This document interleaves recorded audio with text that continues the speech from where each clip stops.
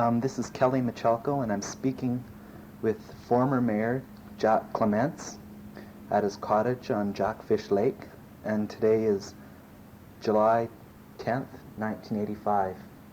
And Mr. Clements, maybe you can tell me a little bit about yourself, your personal life, where were you born, that type of thing. Very good, Kelly. Pleased that you come out to talk to me.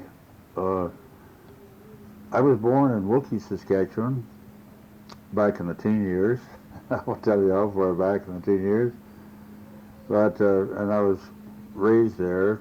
I took all of my schooling in Wilkie. And following my leaving school, I worked with my father, who was in the trucking business, had a dray business there. I worked with him for some time.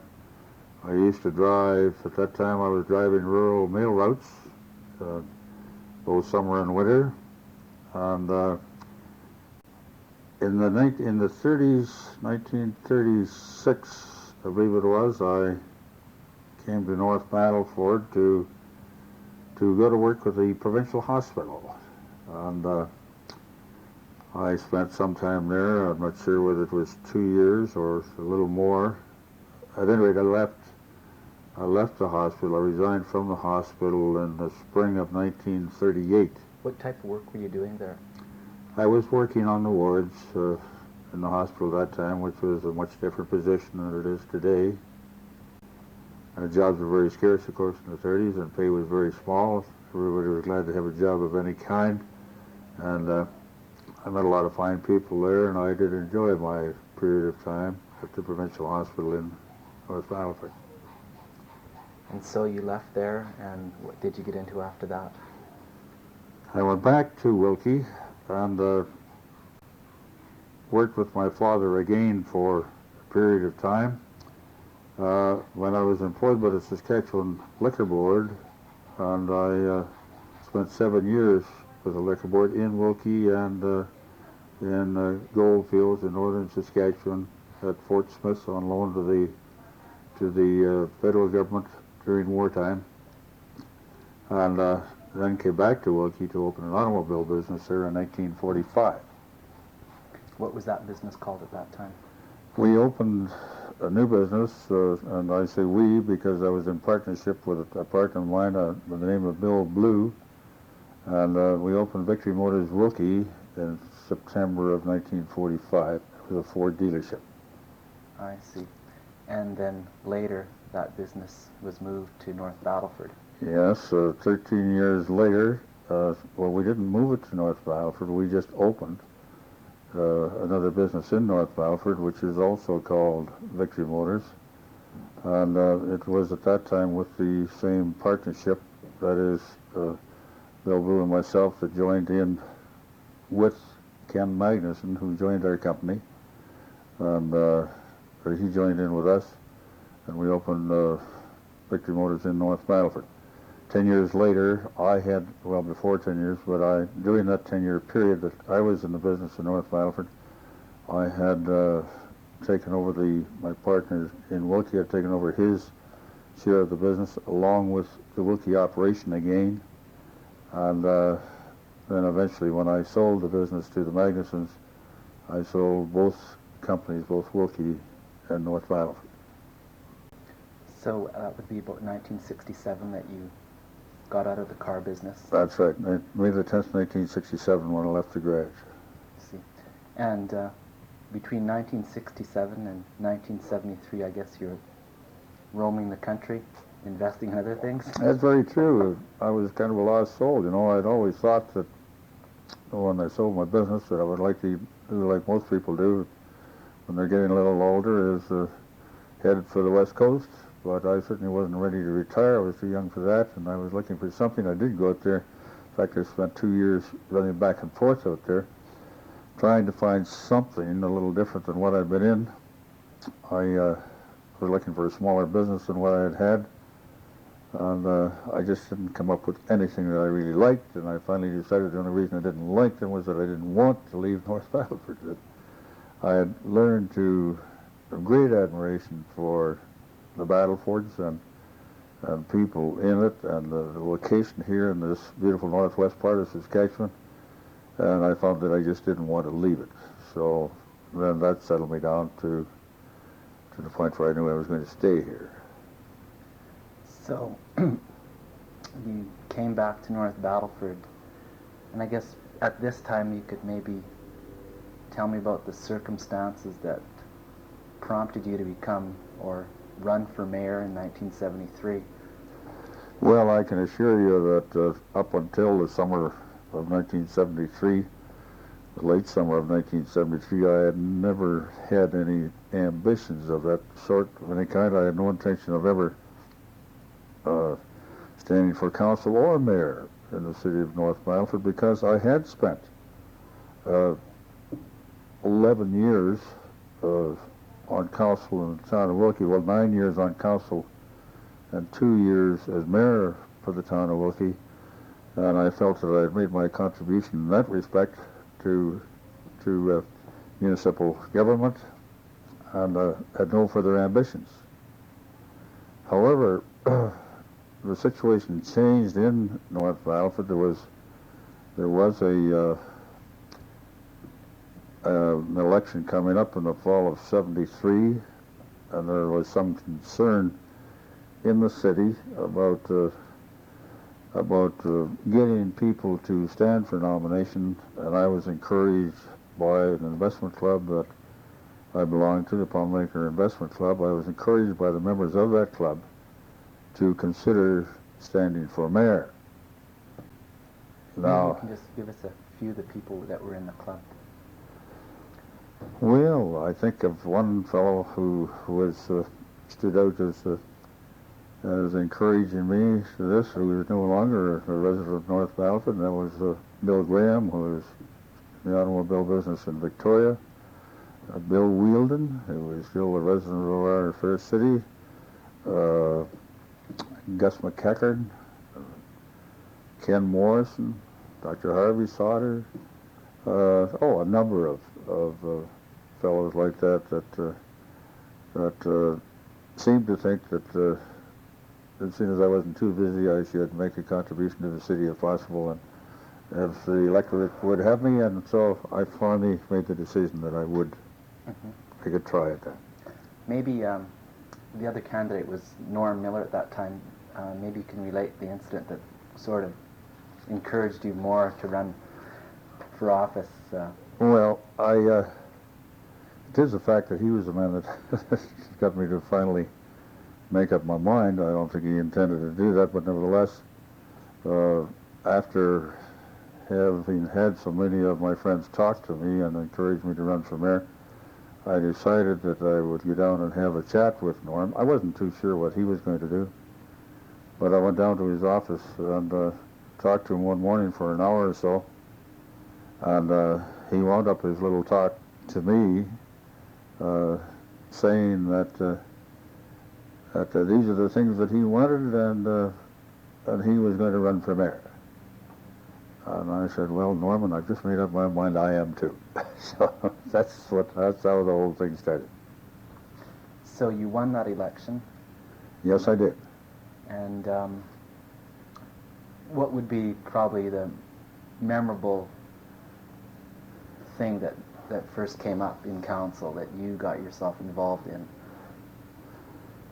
Oh, just to say what was the first thing that came up in council, when I think back of after taking office, see, I was elected in October of 1973, and really I wasn't officially mayor until I was sworn in the first week of January, 1974. It's different now. Right after the election, their term ends and the new councils and mayor take over. But at that time, I had a number of things in mind that I hoped could take place during my time in office. But I think I should say first that what I appreciated the most during my period in office was the fact that I had a strong council with me, and also that the public support was so great that we received great encouragement to go ahead and do the things that we thought should be done in the city of North Battleford. Now, there was something else in our favor. The economic tide was increasing to a peak, you might say, and the opportunities were there to do things. There were federal grants, provincial grants available for various things, and we had to be astute and on the move at that time to take advantage of all the grants that were available. And so as a result, we did, in a period of 2 terms of 3 years, 6 years, myself and with that council, we did accomplish a fair amount. Now, you asked me one of the things that interested me most, and it was the first senior citizen high-rise that was of great interest to me, because there was so much involvement in doing the groundwork to have the opportunity to go ahead to build that, and we were successful in all of that endeavor until we finally got the location set up and the agreement with SAS Housing and the CMHC, and which resulted in the first senior citizens high-rise, Valley View Towers 1, and now, of course, 2 is there too, which I think is great. And I don't think it'll be too long until we will maybe have the 3rd one. There was some difficulty with getting the location for Valley View 1. Maybe you can explain that a little further. Well, Valley View 1, the location, yeah, I think that I was responsible for the location that it is on. And certainly there was a lot to consider, to think about that location. But I felt that it was an ideal location because I myself didn't feel that senior citizens wanted to sit back in the back corner of the city and not really see or know what is going on downtown. And I thought this was a location that would help that situation, that they were, first of all, close to everything they wanted to do business-wise, banks, libraries, stores, within walking distance, churches, and it was handy for that. And I felt that was ideal for that purpose, but there was a circumstance there that senior government people just couldn't accept, didn't want to accept, and that was the railroad and the highway, which goes down under the pass under the railroad immediately in front of that building.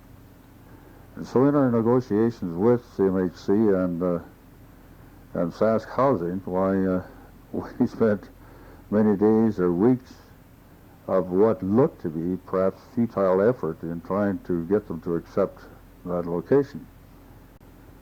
Finally, SAS Housing came over to our side and accepted the fact that maybe it wasn't that bad after all. Maybe the occupants would like it there. And so then we only had CMHC to deal with. And I didn't seem to be making any headway at all with CMHC, because with their people, they were pretty autocratic bureaucrats, and they weren't going to give in. However, Dr. Cliff McIsaac was a member of Parliament at that time, and he was able to arrange a meeting with the Deputy Minister of DRE, which were in charge of that department, for me, and I met with him, and from then on our troubles were over, and we proceeded with Valley View 1. Later on, laid the groundwork for Valley View 2, which was actually completed by the next mayor and council. Also during your term, it was the SAS Winter Games. Yes, that's a good point, and I guess that was number one in my term of office, because it seemed to me that I was no sooner elected than the Winter Games were on us.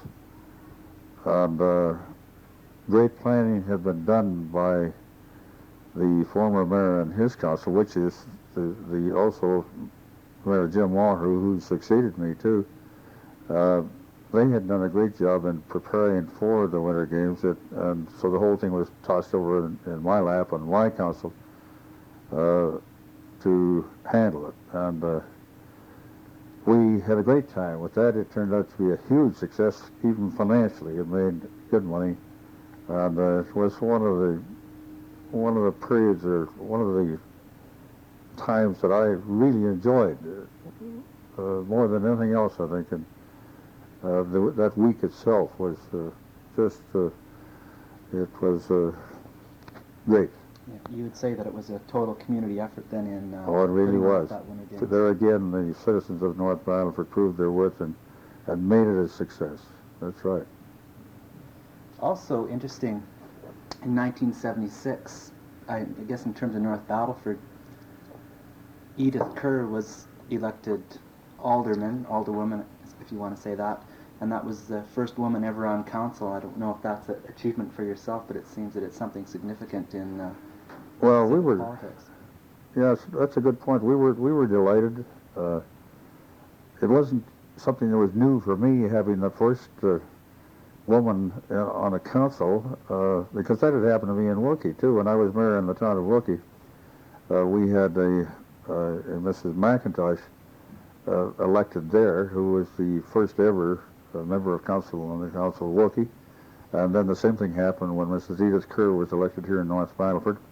And certainly it changed the atmosphere of the council chamber, and we were delighted and pleased to have Edith, and I think everyone knows that Edith has done a good job, and who still sits on council. I guess as mayor, you have a lot of dealings with the town of Battleford. Some people consider that there's still some tension existing between Battleford and North Battleford. When you were mayor, any outstanding experiences or difficulties that you came across? Well, no, I always felt, and I think my council too, always felt that our relationship with the town of Battleford was good, and we made it a point to meet with the mayor and the members of council of the town of Battleford on a regular basis, and I believe that is still being done. I'm sure it is still being done with the current councils and mayors, because with the two communities so closely related, it's very essential that even from planning points of view, that consideration of the people on the other side of the river is considered. And there isn't any doubt in my mind that sometime in the future that the Battlefords will be known as maybe the Battlefords. It will very likely be one community, and which I think I really believe there are good reasons, good points to encourage that type of thing. But it takes a while, because the older residents of the town of Battleford and their offsprings have certainly maybe had reasons for not just wanting to agree with what has gone on the north side of the river. But anyway, that's something that will iron itself out as time unfolds. Mm-hmm. Maybe one example of, maybe have some last thoughts about your involvement in civic politics. Any regrets or? Nevertheless, I can understand the feelings that members of council had there, and the mayor, that they wanted to do that, and I certainly don't condemn them for the decision. And even so now that it has turned out that it was taken out of the hands of the elected people on both sides of the river, and now it is working as one facility, one organization, which I'm sure is likely doing a better job than they could have done by working out of two detachments. You've been out of active civic politics now for a number of years. Do you miss it at all? Oh, yes, I certainly I missed it when I first left, and it took a while for me to level off to the stage where I am now, you know, my thinking, because to get away from it, yeah. No, I'm still very interested in everything that goes on in the city, and I still like to keep it contact, but I find myself more than ever saying, well, I wouldn't want to make that decision. I wouldn't want to have to make that decision, where a few years ago, when you know you're in a position that you have to make it or be part of that decision, why, you would take it much more seriously. So I guess you could say that I pretty well got it out of my blood, but I still admire the people that do the work in those elected positions, because they certainly do not get a great deal of encouragement. They get condemned for many things that they do, but they're fairly strong people that are standing up there and doing that job, and I wish them the very best and for all time to come. Okay, maybe have some last thoughts about your involvement in civic politics. Any regrets or? Not really. I suppose any regrets maybe because if I would like to have maybe helped to accomplish more than what was done. But nevertheless, I think the record shows for itself that we didn't do that badly. We took advantage of the time that we were in, and that was the period of time that things had to be done, or they likely wouldn't get done. And so there's a darn many things like the new city hall, the new agriplex, and then the new water treatment plant, the number 1 water treatment plant, the east portion of the ring road, and the extension of parks, and as we mentioned, Valley View Towers, and all in all, it was a pretty busy 6 years, and I enjoyed every minute of it. Okay, thank you very much, Mr. Clements. Fine.